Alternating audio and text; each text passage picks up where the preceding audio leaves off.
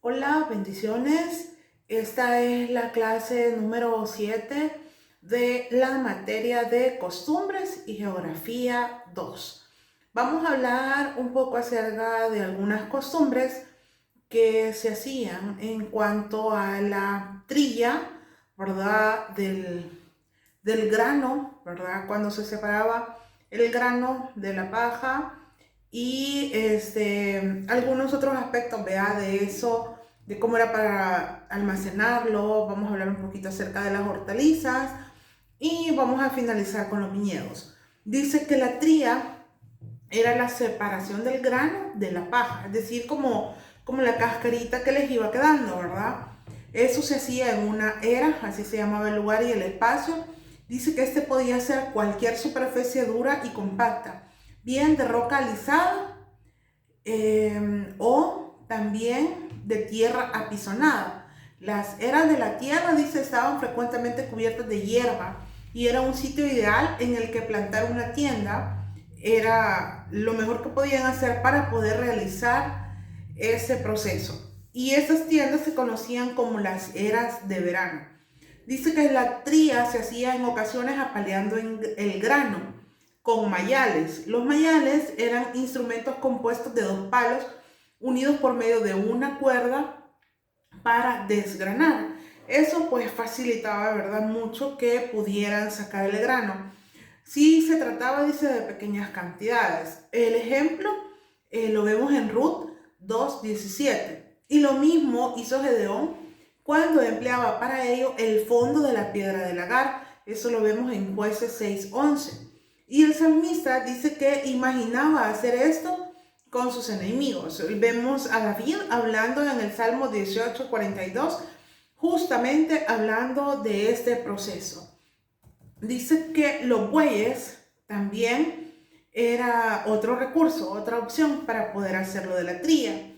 Y algunos versículos que tenemos lo mencionan, ¿verdad? Dice, se tomaba una yunta de bueyes y el yugo se unía a un poste vertical plantado en medio de la era. Estos eran llevados alrededor una y otra vez por un muchacho. Luego, vea, con sus aguzadas pezuñas hacían el resto. La ley decía que no se debía poner bozal a los bueyes mientras hacían esto, para que pudiesen comer. A la larga, por ese trabajo que los bueyes hacían, pues eran recompensados, ¿verdad?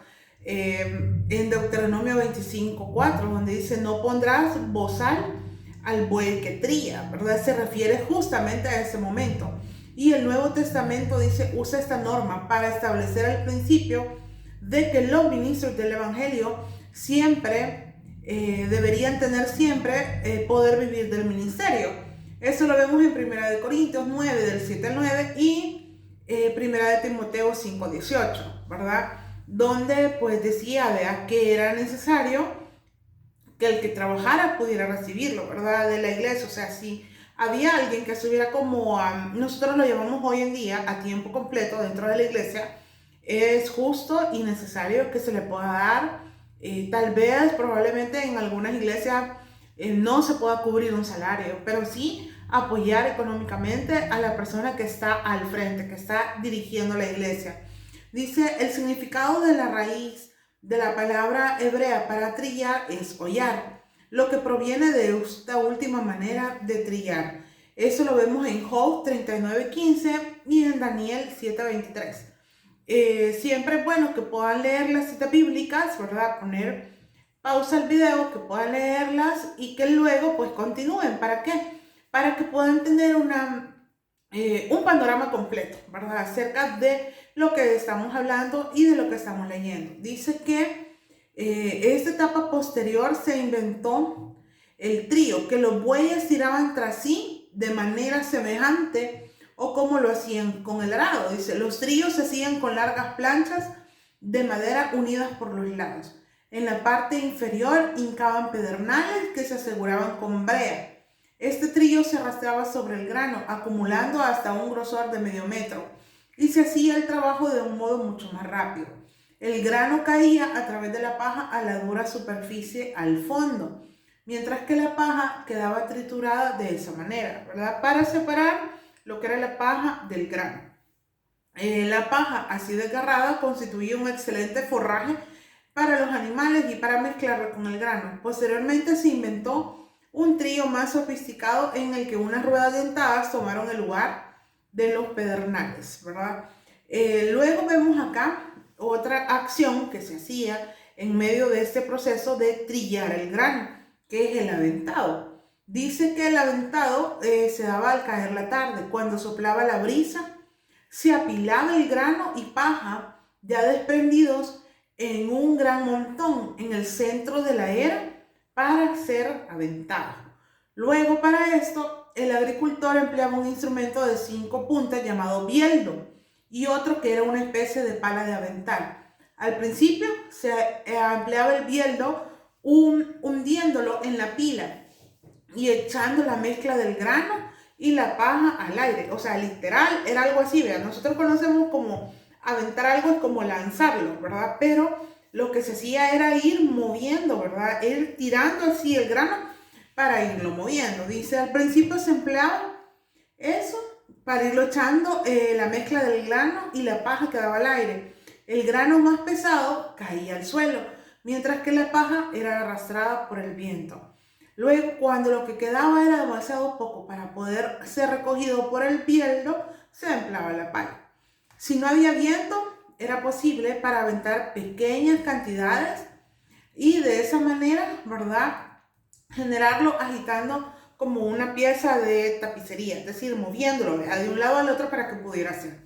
El tamo era recogido, y empleado para encender los fogones domésticos, y la paja era guardada para el alimento de los animales. No sé si ustedes han tenido la oportunidad de ver, ¿verdad?, en algunas películas, en algún reportaje, ¿verdad?, esta situación, ¿verdad?, cómo se daba esto, pero la paja sabemos que siempre ha servido de alimento para los animales. Luego el grano dice que tenía que ser limpiado cribándolo, es decir, los granos de trigo y cebada estaban mezclados con todo tipo de impureza de la era, ¿verdad? Como era aventado, caía a la tierra, o sea, había que hacer como una limpieza. Dice que todo era puesto en unas grandes cribas que dejaban pasar el grano, pero no dejaban pasar la mayor parte de las impurezas dentro. También era necesario que ese momento de eliminar todos los granos de cizaña. ¿Se recuerdan ustedes que tenemos una parábola justamente, ¿verdad?, del trigo y la cizaña? Dice, la cizaña aparece en la parábola de su nombre en el Nuevo Testamento. Parece idéntica al grano hasta que el grano madura, es decir, es muy similar. Cuando se vuelve negra en lugar de amarilla. Los granos de la cizaña son amargos y provocan náuseas y envenenamiento si se ingieren. Vea aquí la importancia, ¿verdad?, que decía que si el trigo crecía con la cizaña, si se podían confundir, nos íbamos a dar cuenta hasta cuando el grano madurara. Pero ¿qué es lo que pasaba con la cizaña? Y por eso lo vemos en la parábola en Mateo 13, del 24 al 30, donde dice que había que quitar la cizaña, ¿verdad?, para no confundirnos y para saber de que eso en alguna manera estaban guardando, ¿verdad?, también la vida de las personas, porque al ser ingerida la cizaña, si alguien no sabía, esa persona podía también provocarle náuseas, dice, o morir por envenenamiento. La imagen de la separación de lo bueno y lo mal se empleó como imagen de lo que Dios hará al juzgar a las personas. Esto lo vemos en el Salmo 1.4 y Jeremías 15.7. Todo este proceso, dice, fue ilustrado por Juan el Bautista para ilustrar la obra de Jesús. Eso lo vemos en Mateo 3.12. Cuando Jesús dijo que Satanás quería zarandear a Pedro como a trigo, eso lo vemos en Lucas 22.31. Yo creo que todos recordamos ese momento en donde le dijo a Pedro, Satanás te ha pedido para zarandearte. Dice que es posible que hiciera referencia al zarandeo físico de la criba. Una vez terminada esa parte del trabajo, el agricultor se quedaba con el grano por la noche, acampando en la era para asegurarse de que el grano no fuera robado.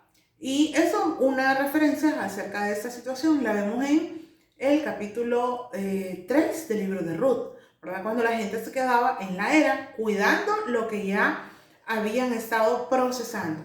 Luego tenemos el almacenaje del grano. Dice que se hacía en vasijas, ¿verdad? Lo medían y luego de eso tenían como unas medidas estándar que tomaban su nombre de sus capacidades.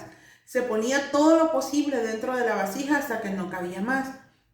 Una referencia la tenemos en Lucas 6:38. Luego el grano era guardado. Se ponían unas pequeñas cantidades en vasijas de barro y cantidades mayores en un pozo seco o en una cisterna, en una estancia unida a la casa o incluso en un granero. Para lo del granero lo vemos en Deuteronomio 28:8, Proverbios 3:10, Mateo 13:30, Lucas 12:18. Y también habían graneros públicos. Eso lo vemos en Génesis 41:48. Vea que todas las referencias que muchas veces nosotros leemos en la Biblia, ¿verdad?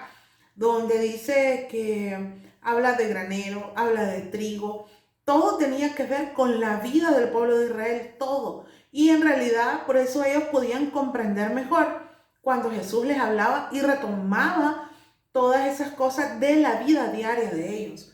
Dice, hay varias maneras de mantener a salvo los granos de las plagas. Se construían almacenes de ladrillos, también de gruesas paredes. Dice que la entrada era por medio de un orificio en la parte superior del edificio. Era un pequeño agujero, ¿verdad? Donde podían entrar. Era como tener también como una cisterna, ¿verdad? Pero nada más que con grano. Dice que no hay conocimiento, dice que se emplearon fertilizantes para los cultivos de cereales. Aunque yo creo que eso es lo que ahora en día más, ¿cómo se llama? Se da, ¿verdad? Porque se puede decir que los productos que nosotros podemos tener como alimentos, muchas veces, de verdad, yo he escuchado decir, ¿verdad? Que muchas veces están contaminados por el veneno o por todo lo que le han echado para querer mantenerlo, ¿verdad? Por eso es bueno y recomendable lavar siempre, siempre, ¿verdad? Todo lo que se pueda, ¿verdad? Porque a veces puede ser que queden como encima, ¿verdad? Algún tratamiento o algo que le han hecho, o incluso, ¿verdad? Hay personas que también lo mencionan y que ya he escuchado yo, que dicen que todos los alimentos que se hacen ahora en día, de alguna manera, están influenciados por procesos químicos, ¿verdad? Así que, pues eso no es de hoy, ¿verdad? Es de siempre. Pero ahora quizás es más, ahora es más porque pues la tecnología y los avances pues hacen que se produzcan cosas como más potentes y con mayor efecto sobre los alimentos. Por ejemplo, dice que en lugar de usar fertilizantes para los cultivos, se empleaba el estiércol. En lugar de eso también se ponía y daba un reposo a la tierra cada año. Era un año sabático, eso lo vemos en Lucas 25 del 1 al 7. Y Dios prometió una excelente cosecha cada sexto año para que su pueblo pudiera vivir a través del séptimo. Es decir, lo que cosecharan en el sexto año, el séptimo año ya no lo iban a hacer, no iban a cosechar, no iban a sembrar para que la tierra descansara también. Lo que creciera de suyo en el año séptimo era propiedad de los pobres. Eso lo vemos en Éxodo 23, del 10 al 11. Esta ley dice que no fue observada en los primeros tiempos de la monarquía. Y el cronista vio el exilio como la forma de dar a la tierra sus sábados de reposo de que había sido privado. Eso lo vemos en Segunda de Crónicas 36:21. Después del exilio, dice, Nehemías intentó restaurar la práctica de dar reposo a la tierra. O sea, eso era importante y eso lo vemos en Nehemías 10:31. Algunas hortalizas y cultivos que también había era el lino, ¿verdad? El lino también se hilaba, eso lo vemos en Proverbios 31:13. También habían pepinillos, melones, puerros, cebollas y ajo. Y dice que esos eran importados de Egipto. Según Números 11:5. Dice que se cultivaban muchas plantas para consumir sus hojas. Yo creo que pues hoy en día pues también es. Pero antes era más que todo, se llamaba la malva, la hacedera y la alcachofa. También se tenía las alubias y las lentejas que se empleaban para espesar lo que se cociera. Eso lo vemos en Génesis 25:34. Luego nos vamos a los viñedos, que creo yo que es parte de lo que se habla también bastante, ¿verdad? En la Biblia. Dice que según Génesis 9:20, Noé fue el primero en cultivar la vid tras el diluvio. A un nivel personal, cada judío anhelaba tener su propia vida. Yo creo que a lo largo de toda la Biblia también nos podemos dar cuenta de que hubieron personas como, por ejemplo, Elías, ¿verdad? Que conoció a Nabot y él tenía una viña. Habían personas de verdad que tenían que tener un sumo cuidado, ¿verdad? Con todo la producción que podían tener acerca de un viñedo, ¿verdad? Cultivar y tener su viñedo no era fácil. Y lo hacía la gente que tenía bastantes posibilidades económicas como para mantenerlo. Dice que la vid se cultivaba en una alambrera o enrejado alrededor de la casa y proveía de sombra durante el cálido verano. La posesión de una vid era parte de la vida sedentaria y por ello era rechazada por los recabitas, que querían testificar de la vida nómada.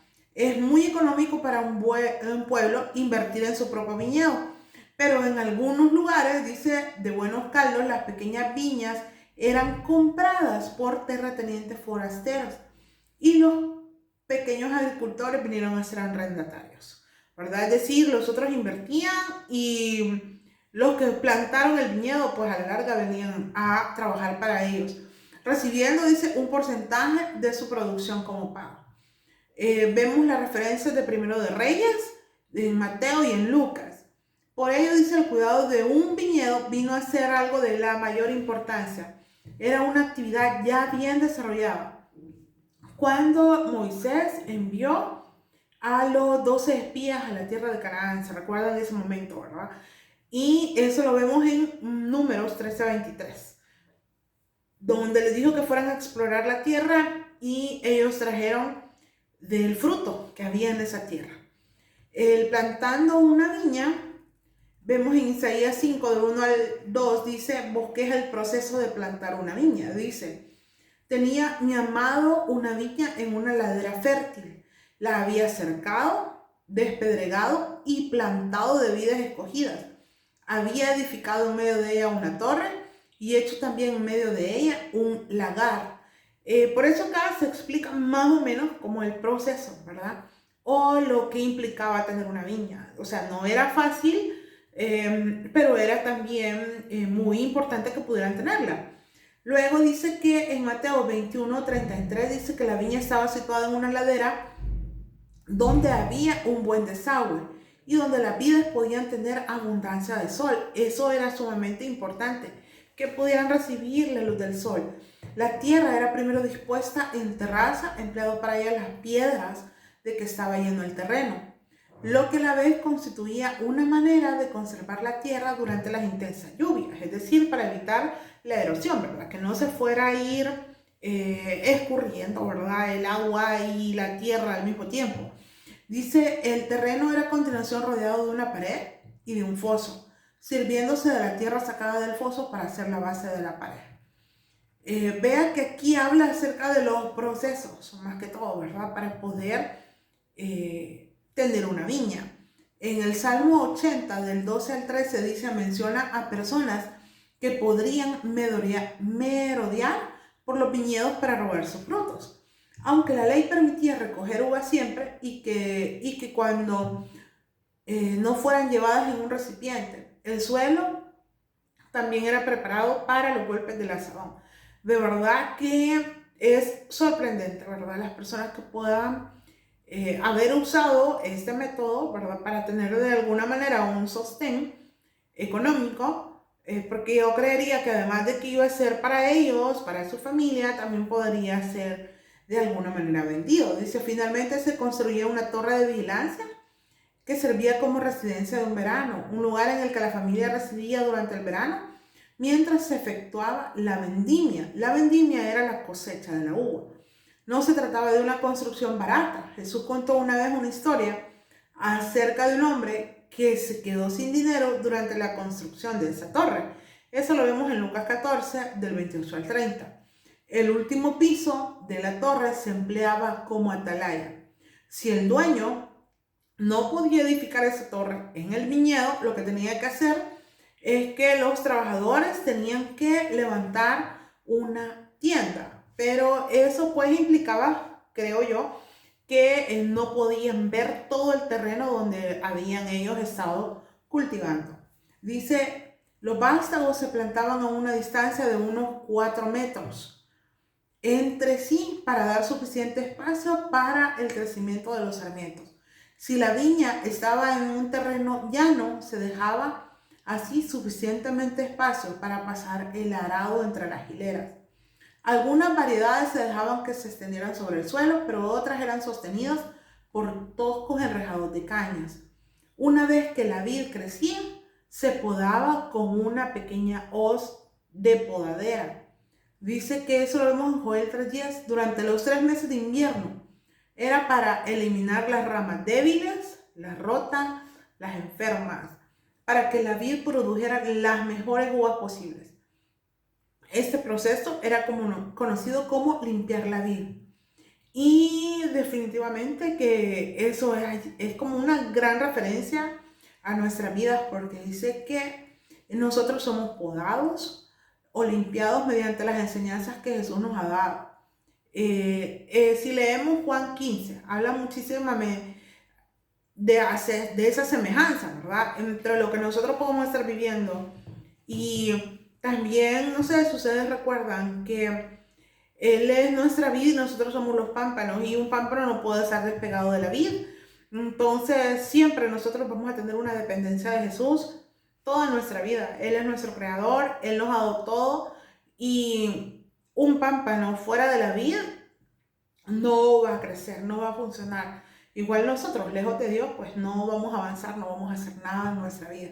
Dice, los buenos pámpanos que no están produciendo mucho son quitados del suelo y puestos en una mejor posición, más favorable para la producción del buen fruto. En realidad, todos esos cuidados que tenían con la viña son tan aplicables, y yo creo que Juan 15 nos da una mayor amplitud, ¿verdad?, acerca de cómo Jesús veía todo eso, ¿verdad? Cómo Él nos hace ver y decir que un pámpano que no lleva fruto iba a ser cortado. Acá me encanta esa parte donde dice que los que no estaban produciendo mucho fruto igual iban a ser quitados e iban a ser puestos en otro lado para que pudieran producir. Entonces yo creo que a veces pues Dios así hace en nuestra vida. Él quiere que nosotros seamos productores, ¿verdad? De llevar su palabra, de llevar el evangelio, de que otras personas conozcan. Yo creo que Él nos mueve de manera estratégica para que también podamos ser buenos pámpanos y que demos mucho fruto, ¿verdad? Gracias por llegar hasta acá. Que Dios le bendiga.